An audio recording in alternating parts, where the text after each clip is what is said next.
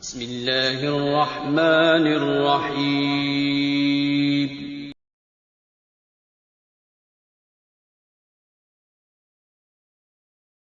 دنیا کی سب سے قیمتی گائیں۔ ناظرین، یہ ایک بہت ہی شاندار اور قرآنی واقعہ ہے، اس لیے قرآن مجید کی ایک سورت کا نام سورۃ البقرہ یعنی گائیں والی سورت رکھا گیا ہے۔ اس کا واقعہ کچھ اس طرح ہے کہ بنی اسرائیل میں ایک نیک اور صالح بزرگ رہتے تھے اور ان کا ایک ہی بچہ تھا جو نابالغ تھا۔ ان کے پاس گائے کی ایک بچہ تھی۔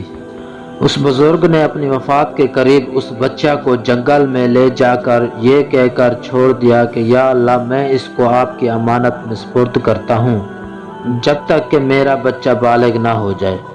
اس کے بعد اس بزرگ کی وفات ہو گئی اور بچہ چند دنوں بعد بڑی ہو کر درمیانی عمر کی ہو گئی اور اس کا بچہ جوان ہو کر اپنی ماں کا فرما بردار اور بہت ہی نیکوکار ہوا۔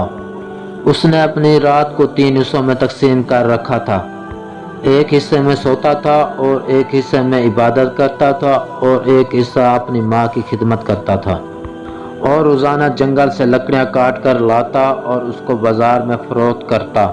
اس نے اپنی رقم کو 3 حصوں میں تقسیم کر رکھا تھا، پہلا حصہ وہ صدقہ کرتا تھا، دوسرا اپنی ذات پہ خرچ کرتا اور تیسرا اپنی ماں کو دے دیتا تھا۔ ایک دن اس کی ماں نے کہا کہ میرے پیارے بیٹے، تمہارے باپ نے ایک بچہ جنگل میں یہ کہہ کر چھوڑی تھی کہ میں اسے اللہ کے حوالے کرتا ہوں جب تک کہ میرا بیٹا جوان نہ ہو جائے۔ تم جنگل میں جاؤ اور اللہ سے دعا مانگو کہ اے حضرت ابراہیم اور اسماعیل کے خدا، میرے باپ کی دی ہوئی امانت مجھے واپس دے دو۔ اس بچہ کی نشانی یہ ہے کہ وہ پیلے رنگ کی ہے اور اس کی کھال اس طرح چمک رہی ہو کہ گویا سورج کی کرنیں نکل رہی ہوں۔ یہ سن کر لڑکا اس جھاڑی کے پاس گیا اور دعا مانگی تو فوراً ہی گائے دوڑتی ہوئی آ کر اس کے پاس کھڑی ہو گئی اور لڑکا اس کو اپنے گھر لے آیا۔ اس کی ماں نے کہا کہ بیٹا، اس گائے کو لے جا کر بازار میں 3 دینار کی فروخت کر ڈالو، لیکن کسی گاہک کو بغیر میرے مشورے کے مت دینا۔ بازار میں ایک گاہک آیا جو در حقیقت ایک فرشتہ تھا۔ اس نے کہا کہ میں گائے کی قیمت 3 دینار سے زیادہ دوں گا، مگر تم اپنی ماں سے بغیر مشورے کے مجھے فروخت کر دو۔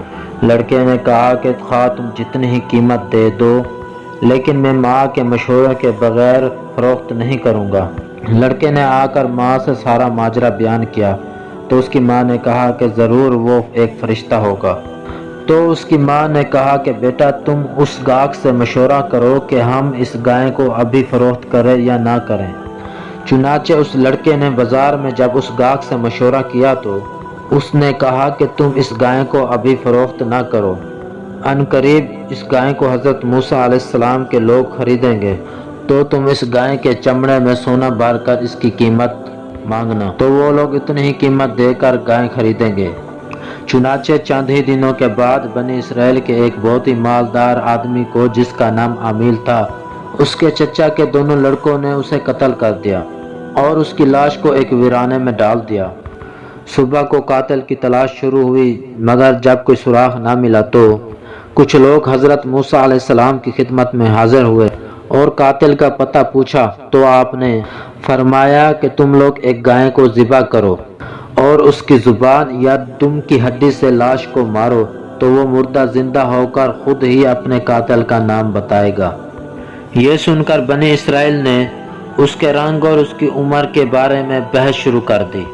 بالآخر جب وہ اچھی طرح سمجھ گئے کہ گائے کس رنگ کی ہونی چاہیے تو انہوں نے اس کی تلاش شروع کر دی، یہاں تک کہ جب یہ لوگ اس لڑکے کی گائے تک پہنچے تو ہو بہو ایسی ہی گائے تھی جس کی ان کو ضرورت تھی۔